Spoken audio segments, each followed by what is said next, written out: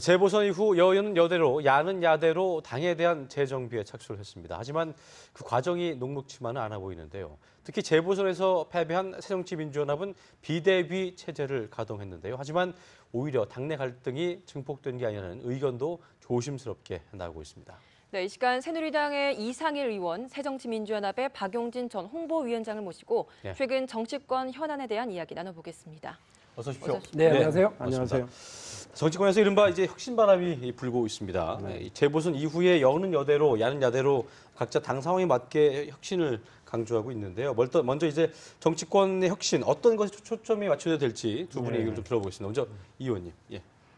그러니까 누구를 위한 혁신이냐가 중요하겠죠. 결국은 혁신의 포인트는 우리 국민들을 좀 더 좀 잘 살게 하고 좀 더 행복하게 하고 여기에 맞춰져야 되겠죠. 그러니까 정치인들이 말로는 혁신 얘기하면서 실제로는 달라지지 않으면 아무 의미가 없는 거고 우리가 세월호 참사 이후에 지금 많은 시간이 흘렀는데 국가 대혁신을 얘기하지만 국민들께서는 정말 바뀌고 있는가 체감은 못할 것 같습니다. 그래서 우리가 더욱 분발을 해야 되고 지금 우리 여야 원내대표단 출범이 3개월 됐는데요. 아직까지 단 하나의 법안도 통과를 못 시키는 현실입니다. 그래서 정말 우리가 이 시점에서는 혁신다고는 혁신을 해야 되겠다. 이런 새로운 각오와 반성을 하면서 그 달라지는 모습을 실천으로 보여줘야 한다고 생각합니다. 네. 뭐 이번에 우리 광주 광산을 선거 보면서요, 한 20%대의 그 낮은 투표율. 그리고 역으로 마찬가지로 울산 남구 선거에서도 역시 낮은 투표율을 보여줬습니다. 그러니까 우리 한국 정치가 여야가 모두 다 지역에서 일당 독점주의를 횡행하면서 자신들의 변화의 이유를 사실상 변화의 동력을 갖지 못하고 있는 와중에 공화국의 이 훌륭한 주권을 행사해야 될 우리 국민들이 오히려 그 투표 파업을 통해 가지고 자신들의 뜻을 보여주는 방법밖에 없는 거죠. 정치에 무관심한 거, 정치에 참여하지 않는 거. 그래서 정치와 정치인과 정당이 하려고 하는 일에 대한 정당성을 사실상 그 박탈하는 방식으로 이렇게 접근하는 것 자체가 혁신을 해야 되는 이유로 이제 봐야 된다고 봅니다. 국민들에게 사랑받지 못하는 정치, 국민들에게 인정받지 못하는 정치인과 정당, 이런 존재 자체가 없는 거잖아요. 그 대의제 민주주의에서 국민을 뜻을 대신하는 정치인과 정당이 그 뜻을 제대로 수행하고 있지 못하다면 근본적으로 잘못된 거라고 생각을 합니다. 그것 때문에 혁신 이야기가 나오는데 제가 여기서 새누리당을 칭찬 한번 하면 새누리당은 정말 혁신하는 척을 잘해요. 근데 그럼 새정치연합은 하냐? 새정치민주연합은 혁신하는 척도 제대로 안 하는 거 아니냐는 게 저희들의 평가고 국민들의 아주 싸늘한 시선입니다. 아이들을 키워보면 압니다. 어린아이들이 막 둘이 형제가 놀면서 어질렀는데요. 큰 놈은 엄마가 화를 내면 뭔가 청소라도 하는 척하고 이렇게 해요. 공부하는 척도 하고. 작은 놈은 뭐 엄마가 화를 내든 안 내든 그러면 큰아이가 뭔가 이렇게 하는 척 하는 줄 알면서도 엄마는 큰아이를 두둔하고 작은아이한테는 회초리를 하면 더 들어야 되는 상황으로 가거든요. 이게 우리 집 상황인데요. 저희 집이 꼭 그렇습니다.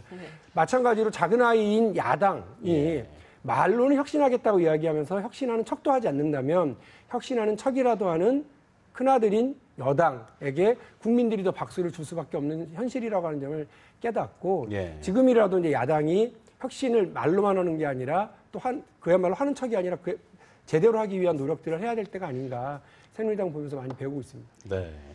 혁신하는 뭐 척을 아마 그런 지적을 우리도 많이 받았는데, 그러니까 진정성을 보여야 된다고 생각을 해요. 그러니까 뭐 척도 중요하지만, 그러니까 야당은 쇼도 안 했지 않느냐 이러는데 우리는 쇼를 하지 않았느냐. 그래서 지난 재보선에서 이기지 않았느냐 그러는데 진짜 진정성이 중요한 것 같아요. 국민들께서는 금방 간파하시거든요. 그러니까. 우리 새누리당은 지난 재보선에서 상당히 크게 이겼는데 그 이후에 뭐 좀 실망스러운 모습이 벌써 나오고 있지 않습니까? 그러면 너희들 진짜 혁신하는 거냐? 금방 간파당하기 때문에 척을 해서는 안 되고 이제 진정성을 갖고 부단한 노력을 해야 되겠죠. 네, 아무리 정치는 쇼라는 말들이 나오긴 하지만 그래도 좀 진정성이 좀 필요한 것 같습니다. 재보선 이야기를 좀 더 해보고 싶은데요. 네, 두 분께 공통적으로 드리는 질문입니다. 뭐 선거 결과를 두고 새누리당이 잘해서가 아니라 새정치민주연합이 워낙 못해서 회초리를 먼저 맞은 거다 이런 이야기 나오고 있거든요. 민심의 소리 어떻게 보십니까? 먼저 이 의원님. 그러니까 뭐 우리 야당 이야기하긴 그렇지만 저희들이 잘해서 이긴 건 아니라고 생각합니다. 우리 김무성 대표도 그런 말씀을 하셨고 물론 우리가 좀 변화하려고 노력은 보여줬다고 생각합니다. 그게 쇼든지 척이든지 뭐 혁신 장렬해서 반바지도 있고 했지만 예. 제 생각에는 이번에 여러 가지 환경상 그 새정치민주연합에서도 이야기가 나왔지만 질 수 없는 선거를 졌다 그러는 거 아니겠습니까? 그런데 새정치민주연합이 아마 민심을 제대로 좀 못 읽는 측면이 있지 않았을까. 그러니까 공천 과정에서 많은 문제가 있었고 또 세월호 참사 이후에 이제 참 여러 가지 난맥상과 관련해서 네. 새정치민주연합은 박근혜 정부 때리기에만 전념을 했단 말이죠. 그런데 국민들께서는 뭔가 달라지는 모습, 그다음에 비전을 제시하면서 야당이 하나의 대안 세력이 되려고자 노력하는 모습, 이거를 아마 더 원했을 텐데 네. 약간 야당이 좀 안이하게 대처했다고 생각을 하고 저희들은 굉장한 위기의식을 나름대로 가지고 있었기 때문에 뭐 예. 반바지 쇼도 하고 그랬지만 진심으로 좀 우리가 바꾸려고 노력을 해야 되겠다 이런 마음가짐은 있었습니다. 그래서 그런 마음가짐이 어느 정도 국민들께 통했다고 생각을 하고요. 예. 이제는 국민들께서 1년 반밖에 안 된 그 박근혜 정부 그 지금 뭐 심판을 하긴 그러니 너희들이 일을 잘해서 박근혜 정부와 새누리당이 뭔가 성과를 내고 업적을 남겨야 되는 거 아니냐. 그래서 한 번 더 기회를 줄 테니 잘해보라는 이제 채찍질을 준 거로 저희는 이해하고 있습니다. 예. 네. 뭐 이런 표현이 적절할지는 모르겠는데 각설이가 동냥을 한다고 치자고요. 그런데 그 참 너무 열심히 동냥하려고 그러고 애를 쓰고 뭐 이렇게 하니까 불쌍해서 음식을 좀 담아주려고 그러는데 보니까 깨진 쪽박이에요. 담아줘봐야 다 셀 것 같고 다 그 땅에 흘릴 것 같고요. 그러면 동냥을 주고 싶은 마음도 사라지지 않겠습니까? 예. 야당이 그 정부 여당 그리고 대통령의 실정을 비판하면서 이렇게 표를 달라 심판해 달라라고 이제 그 손을 내밀었는데 거기 깨진 쪽박이다라고 할 경우에 그러니까 그 야당도 별로 마음에 안 들고 믿을 수가 없다라고 할 경우 표가 당연히 안 모이죠.